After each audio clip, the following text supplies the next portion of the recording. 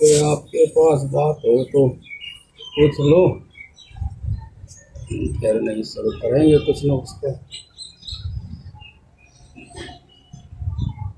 ये रस्सी वाले है ना, जो रस्सी देखा करूँ। हाँ हाँ जी, हाँ जी, कि फलाना धनु ये वो है। हाँ जी। तो वो यूँ कहें अकाल नाम की कोई मृत्यु नहीं होती है। वो जितनी फिक्स कर दी ना, चाहे कोई भी प्राणी है, उसकी ये लोग कह देते, मान लो 30 साल का गुजर गया, 35 ये कह दें यूँ बोले कुछ नहीं है। सारी दुनिया में अकाल नाम की मृत्यु नहीं है, मौत फिक्स है। जितने दिन जीना है उतने ही दिन है। नहीं ऐसे तो फिर मास्टर जी एक बात हो जाएगी कि जैसे आम लिखा रहता है सावधानी हटी दुर्घटना घटी, तो इसका तो कोई अर्थ नहीं। फिर पुरुषार्थ का भी कोई अर्थ नहीं। जो बता रखा पुरुषार्थ करो। और फिर ये बात तो मास्टर जी यही फैल हो गया कि हमारे मतलब सृष्टि ने प्रत्येक मनुष्य का आयु 100 साल की बढ़ा रखी है। 100 साल से पहले, 80 साल से पहले, मान लो 70 साल से पहले कोई गुजरता है तो वो अकाल मानी जाएगी। उसका काल तो 100 साल का था, तो अकाल मानी जाएगी कि पूरा समय वो रहा नहीं, उसका समय तो 100 साल का था। ऐसे आप कोई गाड़ी भी लाते हैं तो कंपनी उसकी भी आयु लिख देती है कि भाई इतने समय तक गाड़ी चलेगी। अब तरह तरह के लोगों में वो गाड़ी जाती है और तरह तरह से भिन्न भिन्न गाड़ियों की स्थिति रहती है। तो ये तो उनकी बात सही नहीं है, क्योंकि पुरुषार्थ। अभी मैं आपको एक बात सुनाने वाला था कि बढ़ी हुई इच्छा के नीचे सत्य छुपा हुआ है। ये मतलब मेरे अंदर बातें आती रहती है ना, तो मैंने कुछ ऐसा दर्शन हुआ कि यहाँ कुछ भी नहीं है, ना सुख है, ना दुख है, ना कोई ज्योतिष है, ना कोई दुर्घटना है, कुछ भी नहीं है। यदि है तो वे केवल उसमें है इच्छा बढ़ी हुई में। जो इच्छा बढ़ी हुई नहीं है तो उससे नीचे स्तर आता है मर्यादा का। मर्यादा को भी, जो मर्यादा की भी उपेक्षा करके जो अपनी आत्मा में स्थित हो जाता है, तो वहाँ ये सत्य है कि कुछ भी नहीं है, बस एक चेतना है। और वह चेतना इतनी सर्वशक्तिमान, सर्वव्यापक, सर्वज्ञ है कि उसमें कोई दुर्घटना है ही नहीं और आपका अहंकार है नहीं। आपका अहंकार जब भी होता है जब आपको इच्छा होती है। यदि आपको इच्छा ना हो तो आपका अहंकार, जो जिससे आप मानते हैं अपना अस्तित्व, आप अपने अस्तित्व को हमेशा इसी तरह बताते हैं, मैं सुंदर हूँ, मैं बलवान हूँ, मैं कमज़ोर हूँ, धनवान हूँ, मैं इस रंग का हूँ। आप इसी तरह अपने अस्तित्व को बताते हैं। आपका वास्तव में अस्तित्व है, उसमें इन चीज़ों का प्रवेश नहीं है। जब रात को सो जाते हो तो जागती है कोई चीज़, कोई चीज़ जागती है। उस जागती हुई चीज़ में जो आप चर्चा करते हैं, जिस तरह भी कभी भी वह उसमें नहीं, चाहे जागने के बाद भी चर्चा करते हैं कि मैं बड़े सुख से सोया, ये भी बात उसमें नहीं है जो रात को जाग रही थी, जो सारे शरीर की क्रिया आपकी कर रही थी, उसमें भी ये चीज़ नहीं है। कोई भी चीज़ उसमें नहीं है। मतलब वो इतनी स्थिर और सहज और सर्वशक्तिमान है कि उसमें कोई भी बाहर की चीज हस्तक्षेप करके विघ्न नहीं कर सकती, कोई अपनी चला ही नहीं सकता। वो सर्वशक्तिमान, सर्वत्र व्यापक, सर्वज्ञ उसने किसी प्रकार के ज्ञान की जरूरत नहीं है, किसी के सहयोग की जरूरत नहीं है, किसी परिचय की जरूरत नहीं है, कुछ भी बाहर से जो उसमें है विज्ञान, उसी विज्ञान से उसका विस्तार है और अबाध गति से है। कोई उसमें रुकावट नहीं डाल सकता, कोई भी डाल नहीं सकता, कभी भी डाल नहीं सकता।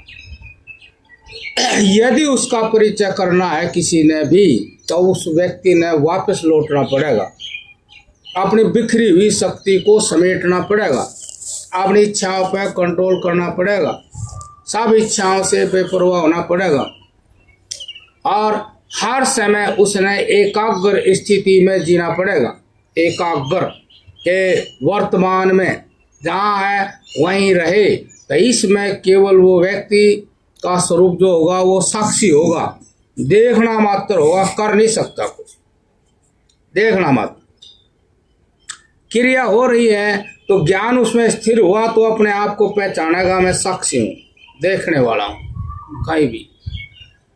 तो ये इतना बड़ा जो सच है केवल उन्हीं को समझ में आता है जो एक छोटे से सच को लेकर के चल दिया का मतलब मन वाणी कर्म से उस छोटे से सच को ही धारण कर रहा है, मन वाणी कर्म से उसी में जी रहा है। अब चाहे जो हो भाई, कहने की जो भाषा बाहर की है, भाई टोटा है, गरीबी है, बीमारी है, बीमार हूँ, कमज़ोर हूँ, ये वही चर्चा करेगा जो भी सच दिखाई दिया एकाग्रता में, उस सच की उपेक्षा करके वो इनकी चर्चा करेगा। और यदि उसने एकाग्रता में जो भी सच दिखाई दिया फिर वो कभी कुछ भी चर्चा नहीं कर सकता। क्यों? उस सच में उसका भी सच है जो वो बोलने वाला है। बीमार हूँ, यदि उस छोटे सच का अनुसरण करेगा वो, तो उसमें ये सब बात नहीं होंगी। ये सब बात जिसमें है वो दृश्य है और उसमें कुछ नहीं है, वो दृष्टा है, वो स्वयं में ही प्रकाशित है, उसको कोई भी प्रकाशित नहीं करता। उसी को आत्मा कहते हैं, परमात्मा कहते हैं। तो इसलिए जो भी कोई महात्मा, जैसे किसी को भी वैराग्य होता है और वो फिर मान लो त्याग कर देता है, संन्यास ले लेता है, जैसे ही उसने वैराग्य हुआ तो उसी सत्य का मन वाणी कर्म से आचरण करने की जो कोशिश करता है, लगा ही रहता है, सही में उसका जीवन ऐसा हो जाता है जैसे कोई पेड़ काटता हो। आप पेड़ को कटते हो को देखते हो, आपको कुछ नहीं होता, पेड़ की घटना आप में नहीं घटती। इसी प्रकार से जो उस सच का अनुसरण करता चला जाता मन वाणी कर्म से, तो उस सत्य में जाकर टिक जाता हो कि वो कोई भी कष्ट होता है तो उसको हटाने की कोशिश नहीं करता, इस भावना से कोशिश नहीं करता कि मैं ठीक होकर के कुछ और करूंगा। वो काफी सहन शक्ति के साथ स्थिर ही रहने की कोशिश करेगा, इसलिए कि जो सच जाना गया और जो सच ही है उसमें ये नहीं है, और जैसा सच जाना वो इसमें नहीं है। अर्थात दोनों का आपस में किसी प्रकार से भी आपस में मतलब ये है, जैसे आप एक गिलास के पानी ने दूसरे गिलास के पानी में मिला दें तो अच्छी आराम से मिल जाए, और आग पर पानी गिरे तो मिलते नहीं। कि किसी प्रकार से जो होता है दृश्य है, वो किसी तरह भी उस चेतना में और चेतना का धर्म किसी प्रकार भी दृश्य में इस तरह आपस में प्रवेश होता हुआ दिखाई नहीं देता। हमेशा जो चेतन है, आत्मा है, समझ है, जिस में गुण समझना है, वो आत्मा हमेशा आत्मा करके ही रहता है, और जिसको समझता है वो दृश्य हमेशा दृश्य करके ही रहता है। देखो, जो दृश्य है उस वो कभी समझता नहीं है। आप भी देख सकते हैं कि आपका नाक कभी नहीं समझता, आपका कान कभी नहीं समझता, आपकी आंख कभी नहीं, आप समझते हैं चाहे जिस रूप में। आप ही कहेंगे मैं देख रहा हूं, आंख नहीं देख रही, मैं देख रहा हूं, मैं सुन रहा हूं, मैं स्पर्श कर रहा हूं। ये ऐसी जानकारी का जो धर्म है वो आत्मा में है और किसी भी वस्तु में।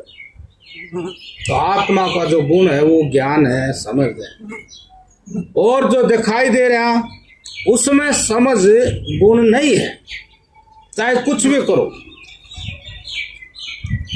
इस स्वयं धर्म जो आप अपना धर्म है उसको आप कभी बदल नहीं सकते, और जो सत्य का आचरण करता है वो इसी बात को समझ करके अपनी सारी वृत्ति को, सारे व्यापार को बंद करके आत्मा में स्थित हो जाए। जो मनोवृत्ति है, व्यापार है, उसको बंद कर देता है। बंद करने का मतलब है जैसे भोजन आ गया तो मांगता नहीं नमक लाओ, मिर्च लाओ, फलाना लाओ। सब्जी नहीं आई तो मांगता नहीं, रोटी बासी आ गई तो मांगता नहीं ताजा। एक बात तो सिद्ध है कि वो बाहर से जुड़े हुए नहीं। ऐसे मतलब उस वस्तु में कोई विशेषता ना देख करके वास्तव में क्या विशेष बात है उसको देखता है। जैसे कि वो मानता है भूख लगी है, पेट भर रहा है, उसको विषय ना के भोजन है, ऐसा है, वैसा है, कैसा है। ऐसे ही कोई भी व्यक्ति है उससे भी वो किसी प्रकार के स्वार्थ से नहीं जुड़ता। आम जैसे किसी भी व्यक्ति से बात करनी हो तो उसी से वैसे ही करता है, किसी प्रकार से अपने आप को उसमें ना डालता और ना उसको अपने अंदर प्रवेश करने देता। क्यों कि जब ज्ञान हो जाता है तो ऐसा व्यापार होता ही नहीं। वो ज्ञान एक ऐसी चीज है कि वो दृश्य वस्तु की जब ज्ञान हो जाता है तो कामना करता ही नहीं। ऐसा व्यक्ति जब हो जाता है तो समझ लो कि चेतन ही चेतन रह जाता, स्वयं भी चेतन, सर्वत्र भी चेतन, सब प्राणी पदार्थों में वो चेतन ही दिख रहा है, स्वयं में भी चेतन ही दिख रहा है। दृश्य की दृष्टि ही खत्म हो जाती। दृश्य यदि बनने लगे कोई दृश्य की दृष्टि तो भी वो जो दृष्टा है, ज्ञान स्वरूप है, तो उसको मिथ्या कर देता है, बनती नहीं। किसी संस्कार वासनावश यदि वो बने तो फिर वो बढ़ती। ऐसा वो स्वयं में ही देखता है और फिर वैसे भी बाहर भी देखता है, स्वयं में भी देखता है, बाहर भी देखता है। और किसी समय उन्हीं वस्तुओं के प्रति कैसी दृष्टि बन जाती है, अब स्वयं को कितना बंधा हुआ देखता है, विवश भी देखता है, मजबूर भी देखता है और मानता है मैं ऐसा ही हूं। और यदि कोई सच उसको समझ में पड़ गया और उसी सच को जरूरी मान गया इसलिए कि ये सच है, ये हमेशा कभी न कभी तेरे सामने आता रहेगा, चाहे इसकी उपेक्षा कर कुछ भी करता रहे, उस सच को वो जान ले तो उसी सच में ठहरा हुआ वो सारे सच ऐसे ही देखेगा कि सारी वस्तु प्राणी पदार्थ स्थिर नहीं है और मैं गलती कर गया था कि स्थिर है, और स्थिर समझ करके उसमें राग या प्रेम कर बैठा था। और उसकी चंचलता जब चरम पे जाती है तो कभी उससे उसमें राग होता ही नहीं, जिस वस्तु से राग हुआ, जब वो परिवर्तन के अपनी चरम पे है तो फिर राग होता ही नहीं। यदि सच का अनुसरण नहीं किया तो गलती कर सकता है दूसरी जगह पहले वाली दृष्टि देख करके। पहले जो उसकी दृष्टि थी दूसरी वस्तु में देखेगा, वो नहीं देखेगा उस वस्तु में जो घटा वो भी इसमें ही घटेगा। जय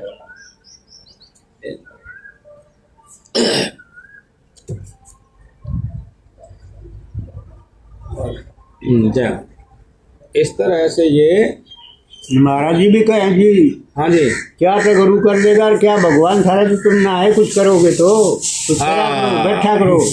हाँ हाँ जी, तो ध्यान भजन लगाया करो कुछ। तो गुरु महाराज जी का जो गुरु है वो सत्य ही कहेगा। हाँ जी, हाँ जी, वही तो ये सत्य है। अगर मैंने देख लिया, अगर सत्य जान भी लिया, हाँ जी, आचरण नहीं किया तो कुछ भी नहीं होना। हाँ। और कोई हिम्मत यहाँ चलती नहीं। हाँ जी, आग भाई मेरा गुरु बहुत बड़ा है, हाँ। हो जाएगा हो जाएगा, कुछ नहीं होता। हाँ जी, गुरु वो है कोई 800 कुटिया दे सके है, उसके भक्तों से घना धन ले सके, कुछ भी करे, लेकिन वो वास्तविक जो सच है, जो उसके आत्मा में घटना है, मन में घटना है, उसके लिए तो उसने जीना ही पड़ेगा, जीना ही पड़ेगा, करना ही पड़ेगा। जैसे बाहर संसार में भी कोई भी वस्तु स्वयं ही व्यक्ति देखता है तो उसको तसल्ली होती है, दूसरे की बताई बात से तसल्ली नहीं होती। ऐसे ही जो सद आचरण करेगा, आखिरी सच है जो उसके बाद कोई सच नहीं है, वही सच है, ऐसे सच के लिए उसने जीना ही पड़ेगा। और जैसा भी सच जाना उसने वैसा करके देखना ही पड़ेगा। जैसे किसी ने भी किसी को बड़ा विश्वास कर लिया, उसने चाहे उसने ना भी कहा हो विश्वास कर ले मेरे पे, लेकिन कर लिया, और फिर विश्वास अनुरूप वो संतुष्टि नहीं मिली, उसने विपरीत कुछ कर दिया तो कहेगा धोखा हो गया, तो धोखा हो गया। अब दूसरी किसी भी संसार की वस्तु की परीक्षा करने की जरूरत नहीं है। सच तो ये है, अब बार बार आप अपने समय को गवाओगे और बार बार दूसरी वस्तु को जांच करोगे, तीसरी वस्तु को जांच करोगे, चौथी को, इस तरह समय निकल जाता है। और हम जांच पहले ये हमारा भ्रम ही था, हमें अच्छी तरह ही उसका ज्ञान नहीं हुआ, उसका सम्मान नहीं किया, जो सच आया उसको सही स्वीकार नहीं किया, हम वहम ही पालते रहे, फिर परीक्षा ही करते रहे। लेकिन यही देखना चाहिए अच्छी तरह गौर से, अगर हमें कोई भी धोखा हुआ, कोई भी वस्तु वैसी ना रही जैसी हमने दिखाई दी थी, तो फिर और किसी भी वस्तु के पीछे पड़ने की या उसको समझने की कतई कोशिश ना करें, और वो वहीं स्थिर हो जाए, अपने व्यापार को रोक दे, अपनी मनोवृत्तियों को रोक दे। वो जिस कारण वो मनोवृत्ति निकल कर गई थी उस कारण को भी समझ ले। यदि ठीक रूप से समझेगा तो उसने यही दिखाई देगा, अब जो पहले अनुभूति थी उस अनुभूति का अंश, उस अंश के प्रभाव में ही मैं प्रभावित होकर बाहर निकल गया था, जो अनुभूति की। और हम कुछ भी ना भी हो तो भी फिर हमारा मन चंचल होता है, तो इसका कारण वो वासना ही है। अब जो पड़ी हुई है काफी दिन से, उसके अंश बच गए हैं। जैसे हमारा खप्पड़ है, वो उसमें जो है वो भोजन करते हैं तो धो भी दिया अच्छी तरह, उसको सूंघो तो नमक मिर्च सब्जी की उसमें महक आती है। बताओ, कोई भी उससे अंदाजा लगा सके, या तो इसमें भोजन करते हैं या इसमें भोजन पड़ा था वो निकाल दिया। और यदि हम उसमें भोजन करें नहीं, महीने तो महीने में वह बांस नष्ट हो जाएगी। देखो, बांस नष्ट हो जाएगी। और यदि उसमें करते रहे तो बांस नष्ट ही हो, और संकेत देता रहेगा वो कि वो भोजन का पात्र है। अर्थात वह बांस यदि किसी चेतना के आसपास हो, चेतना का स्पर्श हो, तो उसको वही स्मृति हो जाएगी, वो सब्जी आनी चाहिए, वो आनी चाहिए। देखो जैसे कोई, जैसे महात्मा ही है, कोई एक टाइम भोजन करे और कहीं जो है ऐसी जगह हो जहाँ बस्ती सी हो, वो वहाँ भी ठहर रहा हो, और तो जब वो सब्जी वब्जी बना है, छौका है, तो उसकी खुशबू दूर तक जाती है, और तो महात्मा को एकदम होता, सब्जी बन रही है, बड़ी खुशबू आ रही है, सब्जी बन रही है, आप बताइए। यदि उसके अंदर वो कभी की हुई अनुभूति ना होती तो वो उसको नहीं कहता सब्जी बन रही है। जो वहां महक है, उसका अंश उसके भीतर भी, उसी से ही उसकी स्मृति जाग गई कि ये तो सब्जी की है, ये तो खुशबू सब्जी की है। नहीं तो जैसे छोटा बच्चा होता है, वो हंस और रो तो सकता है, लेकिन वो नू देखता रहेगा, जैसे बच्चा आया महीने का है, नू देखता रहेगा। वो जो वस्तु है जैसी वैसी है करके नहीं कह सकता, ना तो वो आदमी को आदमी कहे, ना पशु को पशु कहेगा, बस उसको ये ही ज्ञान होता, सब सफा रूप रस बन, रूप का ज्ञान होगा, यूं नहीं कह सकता ये किसका रूप है। इसलिए उसके अंदर जो शक्ति है पहचानने की, जानने की, वह जो अभी है, वह जब ज्ञान के जरिए शुद्ध हो जाती है तो ऐसी ही होती है, और जब उसके बड़ा होता है तो बड़ा होता जाता है, सत्ता सत्ता देता जाता है, ये है ये है ये है ये है, तो भी उस सत्ता से उसके अंदर जो चेतना है वो बदलती नहीं है कि कोई समझे कि वो बदल जाए, वो वही रहेगी, वे सारी दृष्टियां होंगी। ऐसे बड़ा होकर के कुछ जगत के सत्य जान करके वो अपनी आत्मा में स्थिर होने की कोशिश करेगा, तब फिर वो आदमी स्वाधीन कहा जाएगा। सारे ज्ञान भी है, लेकिन उन दृष्टियों के प्रति आसक्त नहीं है, बंधन में नहीं, बंधन में नहीं पड़ता। बच्चा बंधन में पड़ेगा, वो उसको जानने की कोशिश करेगा, लेकिन जिसको ज्ञान हो जाता है वो जो है जानने की कोशिश नहीं करता, क्योंकि उसको ज्ञान है, सत्य ज्ञान है, और वो सत्य ज्ञान है वो उसके अंदर ही है, वो स्वयं ही है। बाहर की वस्तुओं को किसी प्रकार से है करके, सत्ता दे करके चलायमान नहीं होता, चंचल नहीं होता, व्यवहार सारे करता है। लेकिन महत्वपूर्ण बात यह है कि उसके अंदर जो चेतना है वो देखता है कि वास्तविक सच तो यही है। सब प्राणी पदार्थ वस्तु जितने भी हैं सभी में ये चेतना ही बैठी हुई है, और चेतना है तो ये है, अन्यथा कुछ नहीं। यदि वो सत्ता भी दे देगा तो भी वो स्वयं को ही कहेगा, अब जान पूछ के तू गलती कर रहा।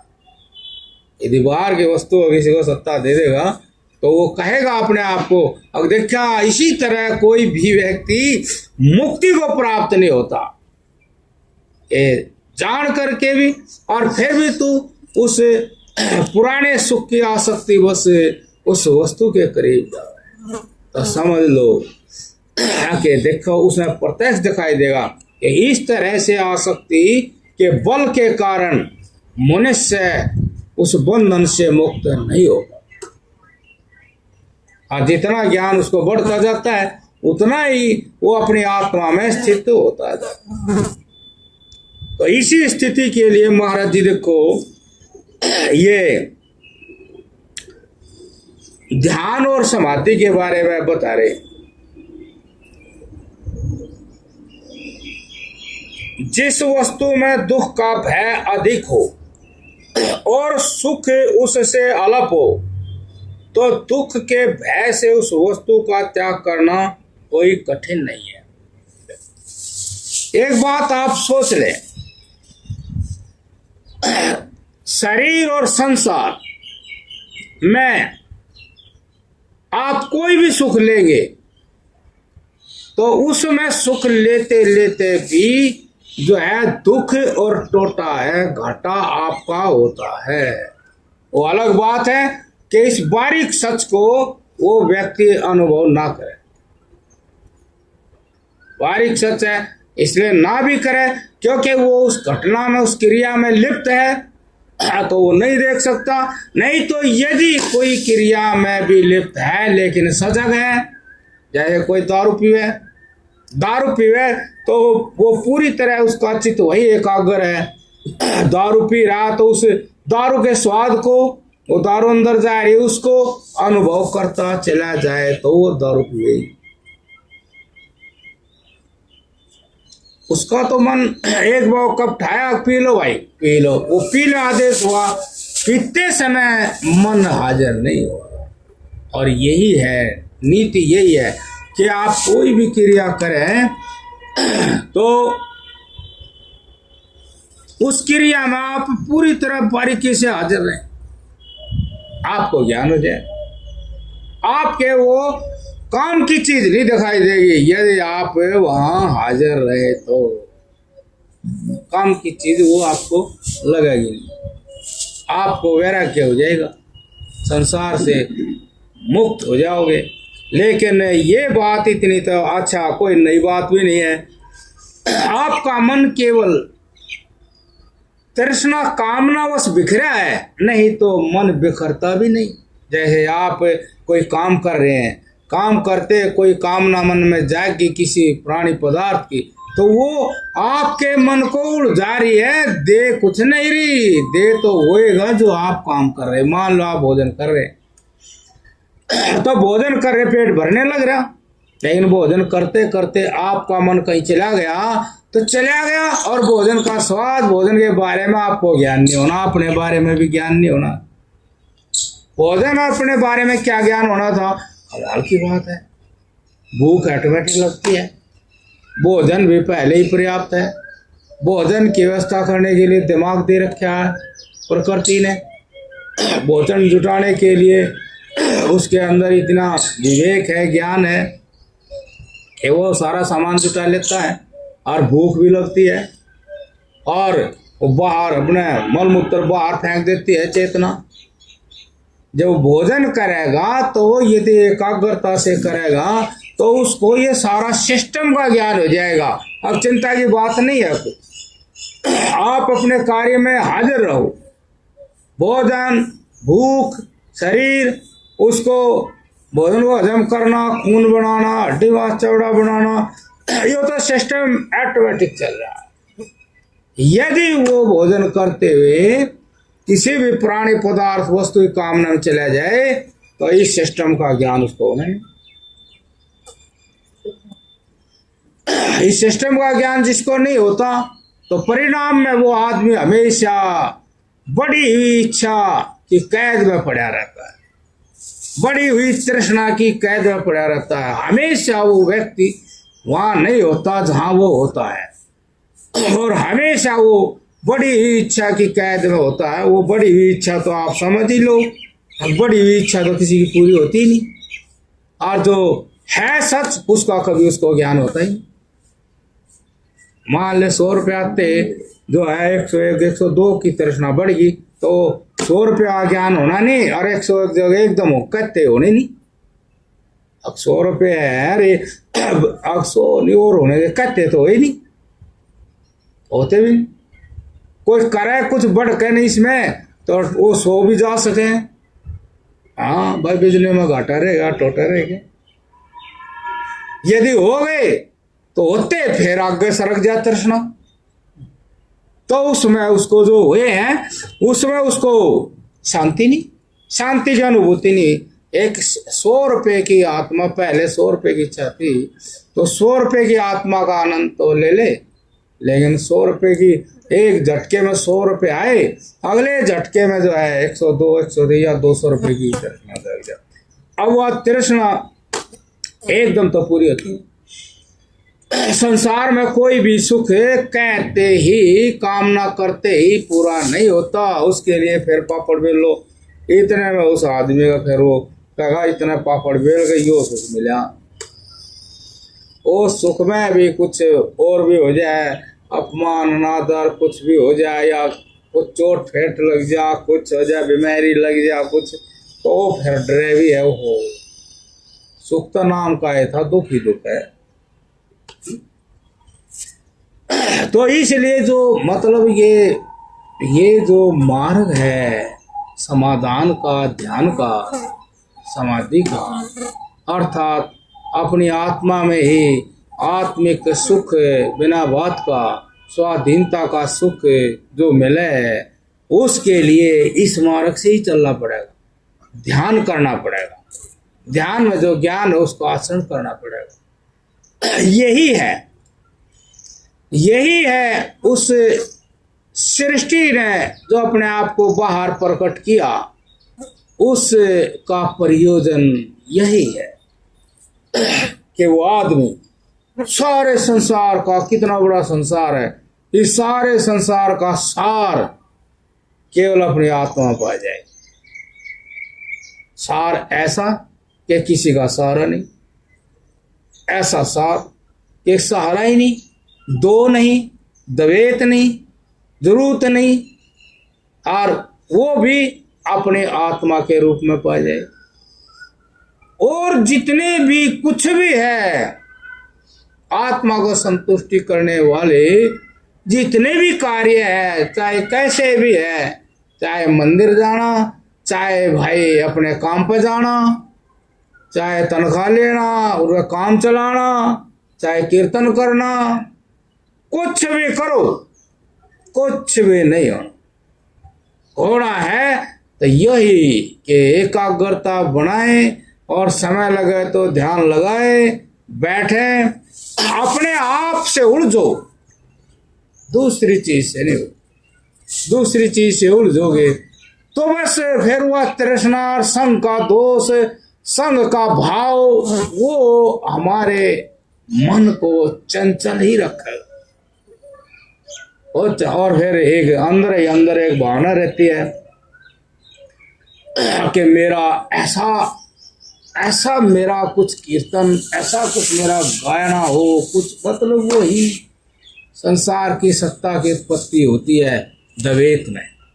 जब भी आप दो में काम करोगे तो सत्ता की उत्पत्ति होगी, उस सत्ता में सहज ही कामना पैदा हो जाती है, और आप सारे काम करते रहो, भजन करते रहो, कीर्तन करते रहो, मंदिर जाते रहो, दान देते रहो, कुछ भी करते रहो, शांति नहीं मिले। लेकिन इसमें सभी चीजों की सत्ता खत्म होकर के अपने आत्मा में ही सर्वोपरि शांति मिल जाती है। इसलिए प्राचीन काल से यही है, जैसे कोई भी महात्मा वैराग्य हुआ, संन्यास लिया, तो संन्यास लेकर के वो केवल अपने देह को ही लेके तो घूमता है, और उस देह में जो आत्मा है उस पर ही तो अध्ययन करता है, कुछ भी नहीं रखता, कोई पुस्तक नहीं रखता, कोई मूर्ति नहीं रखता, कुछ भी नहीं रखता। वो तो केवल अपने ज्ञान को ही जगाने का साधन करता है। जब भी ज्ञान किसी वस्तु, प्राणी, पदार्थ के सुख में सोए तो दुख जगा ले। अब तू इसमें सुख देख रहा है, जो यो सुख नहीं है, इसी में दुख भी छुपा हुआ है। यदि इस सुख की तना आदत बना ली, इस सुख से अपने आप को सुखी करने की आदत बना ली, तो इसके पीछे भयंकर दुख छुपा बैठा है। जब उस दुख का नंबर आएगा तो फिर सुख का नंबर नहीं आता। आग भाई फिर तो सुख की बाट ही देखनी पड़े। अब कद आओगा नहीं आओगा कद क्या। सारे साधन जो है विदा पे चल रहे हैं, विदाई हो जाएगी, शरीर वो विदा पे चल रहा है, सारी शक्ति छीन होगी, वो भी विदाई पे चल रही है। फिर सुख कहाँ से कैसे आएगा। और जहाँ जो सुख स्वरूप है वस्तु, उसकी तरफ मुड़ कर देखा नहीं, जिसका नाम आत्मा है उसकी तरफ मुड़ कर। तो महाराज जी भी जो है यही बात बता रहे हैं। जिस वस्तु में दुख का भय, देखो जिस वस्तु में दुख का भय अधिक हो और सुख उससे अल्प हो, तो दुख के भय से उस वस्तु का त्याग करना कोई कठिन नहीं होता। आज जैसे भाई जैसे ये आपने गेहूं काटेंगे और तो वो आदमी उस गेहूं के लिए बहुत सारा दुख उठा लेगा। भाई वो दुख तो है लेकिन सुख भी तो है, उससे तो बहुत सुख हो जाएंगे। ऐसे ये दृष्टि रखनी चाहिए कि जिस वस्तु में दुख का भय अधिक हो और सुख उससे अल्प हो, तो दुख के भय से उस वस्तु का त्याग करना कठिन नहीं। जैसे आप यूं देखो, क्या ये वस्तु मानो शरीर, और ये शरीर है शायद ही एक हफ्ता ठीक रह जाए, नहीं तो इसमें कुछ ना कुछ, और एक हफ्ता ठीक रह जाए और हो सका है मेरे ख्याल से तो यदि ऐसे सांसारिक जीवन को देखा है तो हो सके शायद 2-3 साल 5 साल 10 साल कुछ अनुभूति कर ले, ठीक है, नहीं तो शायद वह भी नहीं होती होगी। जैसे भाई 20-22 साल तक हो सके, 20-22 साल तक भी नहीं, मान ले 15 साल का बच्चा, उसने भी पूरी स्वतंत्र सुख अनुभूति नहीं होती, और ये 20 साल के न भी नहीं होती, इतना वो शादी का टाइम आ जाए तो शादी हो गई, तो फिर वो मास्टर जी सुना देंगे वह कोई तो फिर वो शादी हो जाए, फिर 2-4 दिन सुख का नहीं, फिर वो भी सुखे नहीं है। ठीक है, यदि शरीर के बारे में चिंतन करे, अब मास्टर जी ने हमने तो ये गिला ना भाई तू हंसता नहीं, भाई क्या करूं मेरा ब्याह हो गया। यार बैठते थे, हंसते थे, खेलते थे, सारे वो करते थे। अब न तुम शहर को जाते हो, न हंसते हो, न और कुछ करते हो, तुम्हें क्या हो गया? क्या हो गया तुम्हें? यार क्या बताऊं, मेरा ब्याह हो गया। मैं क्या करूं, क्या बताऊं भाई, तना मेरा नहीं, मेरा तो ब्याह हो गया। हाँ, ये सब आदमी जो भी बहुत ज्ञानी हो जाए, जो उन पे बीता है। जैसे एक बवार सा आदमी था, मतलब ब्याह हुआ था उसका, वो औरत मर गई थी 3-4 महीने बाद, आफत आ गई बेचारे पे, उसने नींद नहीं आई, जिसने नींद नहीं आया तो फिर भूख भी लगती। या तो हर एक चीज एक दूसरी पर निर्भर है, नींद आओगी तो भूख भी लगेगी, अब नींद नहीं आए तो भूख भी चली जाएगी। तो बेचारा पुलिस ग्राउंड में, पुलिस का ग्राउंड बड़ा था, तो उसमें दौड़ लगाया। तो निक्कर सी पैर रखी, बनियान सा, पतले पतले टांग, पतला है बेचारा, वो घनी तगड़ी मार खा गया। तब मैं उसको, अब मैं भाई बढ़िया ट्रैक सूट पहन कर नौजवान तंदुरुस्त, मैं बोला भाई साहब आप इतनी दौड़ क्यों लगा रहे हो, आपका शरीर कमजोर है, पेट खराब है, दौड़ लगाने से पेट ठीक हो जाता है। मैं कहा कैसे खराब हो गया, मैं खाली आदमी वो बेचारा बिजी, वही मैंने क्या कोई वो नहीं, फ्री आज बढ़िया खान पीने मिले, मतलब हम फ्री थे ना, तनख्वाह तो मिले थी, हम फ्री थे। तो वह बोला, वह कहा कैसे हो गया, चलो बता देता हूँ, रोक दिया। अब देखो उड़े जोर लगाओगा, जहां से चोट लगी, अरे उसने भी अपने आप को वो बड़पन मानने का तो नहीं क्या जानेगा, तो बदलो उसमें बड़ी बात सी बता कर न बताओगा।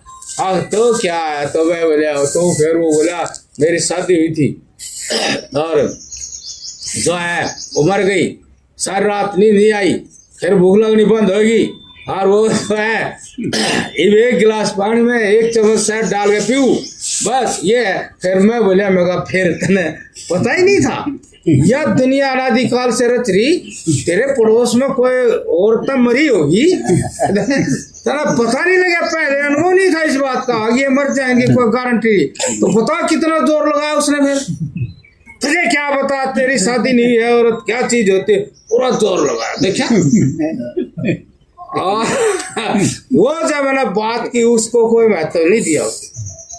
अब जहां चोट से दुख था, उस दुख में उसकी वाणी निकली, और वह हमारे लिए कोई महत्वपूर्ण नहीं थी। उसने तो उसको बड़ा बड़ा चढ़ा कर कहा था, अरे क्या बता, औरत क्या चीज है, तेरी शादी तेरी शादी नहीं हुई। और अनु था वो प्रभावित होगा इस बात से। फिर हमने और जोर लगा, क्या औरत कर रहा तेरे, कभी सपने में आकर पूछती है तेरा हाल क्या है, अब तू जवानी में दौड़ लगा, बुढ़ापे में दौड़ लगा रहा, और वो भी न चाहते हुए, ये हाल तेरा उस स्त्री ने कर दिया। एकदम चुप उन्होंने देखा मेरी बात को बदल नहीं पाया, भाई कुछ नहीं, यू तो विलक्षण आदमी मिले, बहुत बढ़िया मिलेगी। हाँ वो नहीं देखेगा मेरी तरफ। बोला जिंदगी में पहली बार ऐसा आदमी मिला।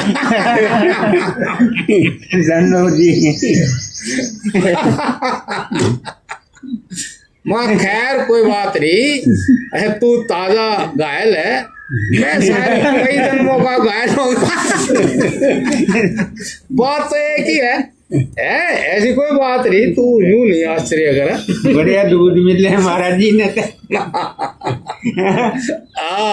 तो मतलब महाराज जी ने कहा है कि भाई सुख थोड़ा हो और किसी चीज में दुख ज्यादा हो, और तो उस दुख में देख के उस वस्तु का त्याग करना कोई कठिन तो है नहीं। देखो कोई कठिन तो है नहीं। ऐसे ही मैं फिर आपको गिरवा रहा था कि शरीर में कितना सुख है। अब वो बच्चा वो कोशिश कर रहा, मैं भी 20-22 साल का हो जाऊं तो मैं भी साइकिल गाड़ी बाइक वगैरह चलाऊंगा, बाहर जाऊंगा, भाई शहर जाऊंगा। वो गया परेशानी है, इतना वो होया उस लायक, इतना वो ब्याह हो गया, तो ब्याह हो गया वो नुरे और जा करते आ करते फलाना तेरा करते, ऐसा तेरे क्या हो गया, तू सूम हो गया, बोलता ही नहीं, तेरा मुंह छिल गया, क्या हो गया। बस फिर आदमी के कोई पूछा भाई क्या हाल है शरीर में, जो है तो वो अपना वही तो दर्द बताओगा, मेरे चोट लग रही, हाँ मेरी कमर में हो रहा, वही तो बताओगा। तो उसने फिर बता दिया, भाई तने नहीं मेरा ब्याह हो गया। वो नहीं, वो सावधान होगा, वो ब्याह की चीज है ऐसी, अब जो हंसता खेलता है वो सूम बना दिया, ये मुंह चले गया। तो फिर अब भाई अब वो आगे चलेगा रहेगा, वो बात तो आई नहीं अभी तक।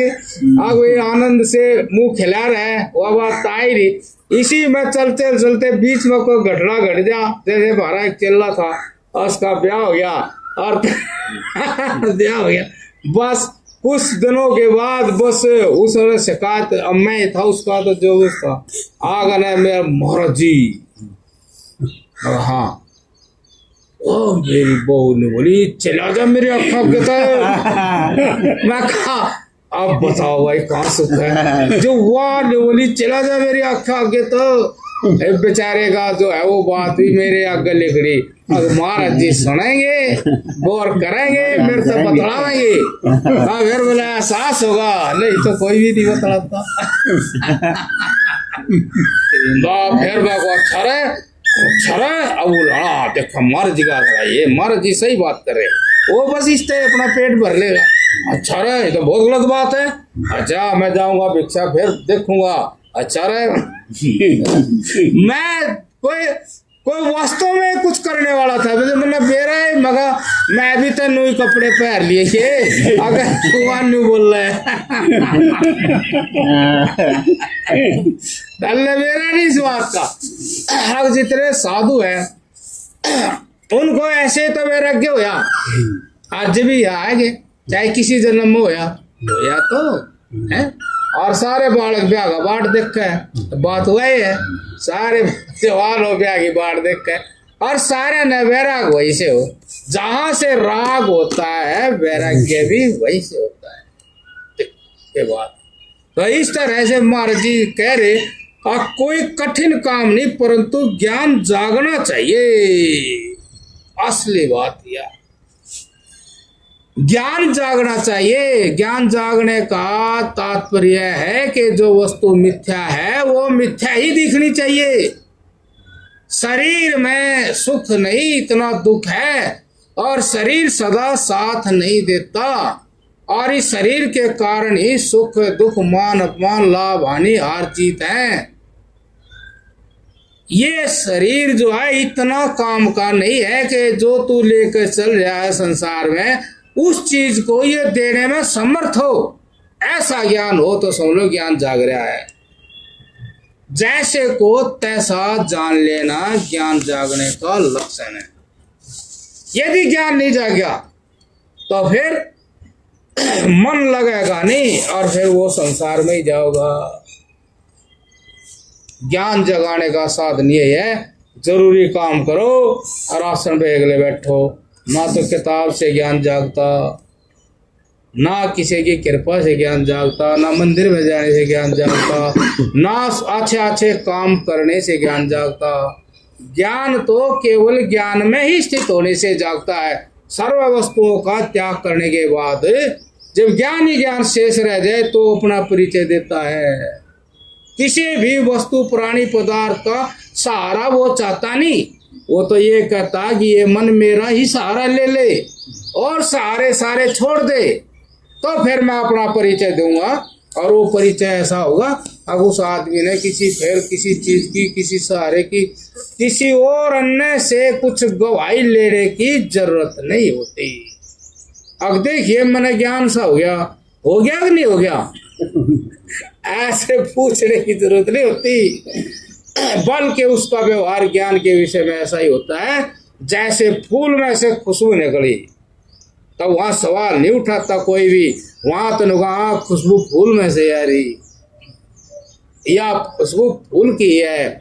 ऐसे जिसको जो आत्मा में प्रवेश कर जाता, जिसकी मनोवृत्तियां सारी बाहर से रुक करके आत्मा में लग जाती है, चली जाती है, तो फिर वो आत्मा का परिचय ही मन के द्वारा, वृत्तियों के द्वारा, वाणियों के द्वारा बाहर प्रकट होता। उसका कोई संशय नहीं होता।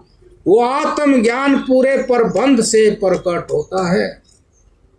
पूरे प्रबंध से का मतलब वो प्रमाणित करने की भी योग्यता रखता है। हाँ, प्रमाणित करने की योग्यता रखता है। वो सिद्ध भी कर देगा ऐसा है ऐसा है, एक तरीके से नहीं, कई तरीके। जैसे किसी महात्मा से पूछा, पूछने वाला महात्मा बहुत पढ़ा लिखा था, जिससे पूछा था वो इतना पढ़ा लिखा नहीं था, लेकिन वो पढ़ा हुआ था। उसने सत्य को चलकर देखा था और वो पढ़ा लिखा था। एक और महात्मा ने उसकी बड़ाई भी करी और वो पूरी विद्या पढ़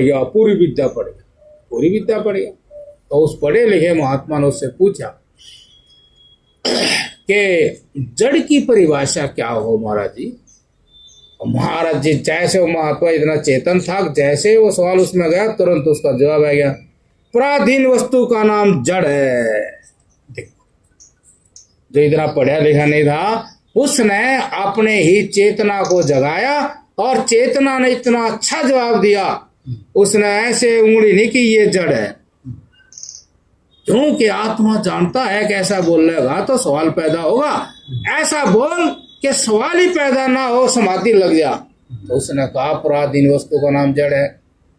हाथ जोड़ लिया उसने,